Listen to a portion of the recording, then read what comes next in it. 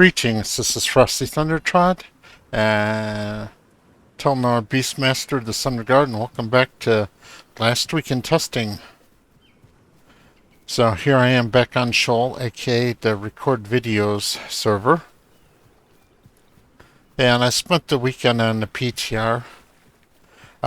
During the live stream, Stephen Sharif announced not a contest, but a event on the PTR server where you can get a skin for a remount if you did one of three things.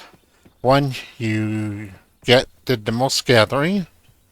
Two, you got the most adventuring XP. Or three, you were the first to find and report a exploit that is verified. Since I have to work Friday and Saturday, and that pretty much put me out of the contention for the XP for the gathering competition and the adventuring XP competition. But I did find a exploit early on where if I stood on a certain rock, I could target and kill goblins with range attacks, and they couldn't attack me back. And I was close enough to them that they didn't leash and reset their health. So that was definitely an exploit that I slash bugged and reported, and let's hope maybe that would be the lucky one. That's my only chance at this mount. That's not a real mount, it's just a mount skin.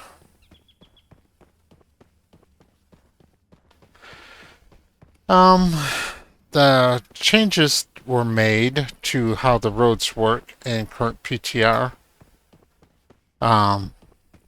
Trails remain 3%, roads reduced from 10% to 7%, and highways reduced from 20% to 10%. I think this was a terrible change, because the 3%, it's not noticeable, you don't really care. The 7% is barely noticeable, and you can notice the 10%, but it's not faster than just, cutting cross country instead of, following the roads. So I think it's an insufficient bonus to actually encourage people to use roads instead of just go cross country. The focus of this weekend's PTR was more of the low scale leveling. So I created a mage. It's a class I've played a little bit, but I don't really know it. And I'm finding I'm liking it. On the PTR, with the changes to the economy, I was able to get myself a full set of gear between drops and stuff I crafted. There was no shortage of Grim and zinc and copper to make armor and weapons. There was a problem at first of where no poop was dropping, so you couldn't make cloth armor, but that was fixed, so poop started dropping, and I was able to go to the farm NPC and grow some flax to make linen string to make some cloth armor. Overall, though, I think I liked running the heavy armor best on my mage. For the most part, it kind of turned into a berserker, where I was fighting with my spell sword more often than my actual spells. That's also because of the fact that PTR has the new leveled combat system, where depending on levels,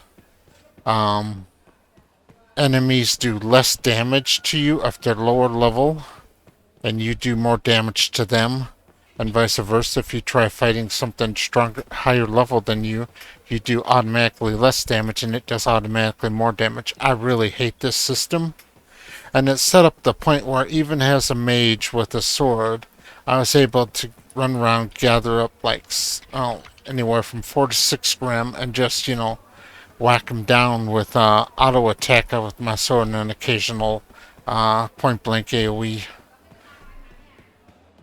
So like Cone of Cold was one I used a lot, which is that's exactly what it says, does cold damage and a cone in front of you. So, I just, run around, hit 1 Grim, hit 2 Grim.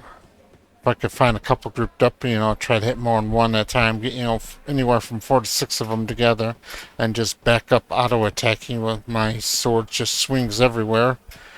Since all melee weapon attacks are point-blank AoE attacks, and then occasionally I throw out a Cone of Cold. And occasionally I might have to use my shield spell. But for the most part, because of the reduced damage that the Grim were doing me just because I was more than 2 levels higher than them, I was in no danger whatsoever. I was just grinding out. It wasn't so good for XP, but it was great for glint and droppings. And also made a lot more Grim that can be tamed spawn. So I was able to get stacks of 20 Grim corpses pretty easily to go skin. So overall, I'm going to say that PTR's doing good.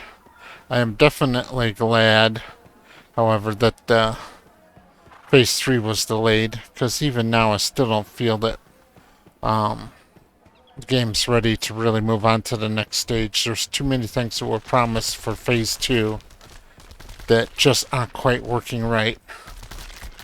And I still think there's a lot of problems in the base economy.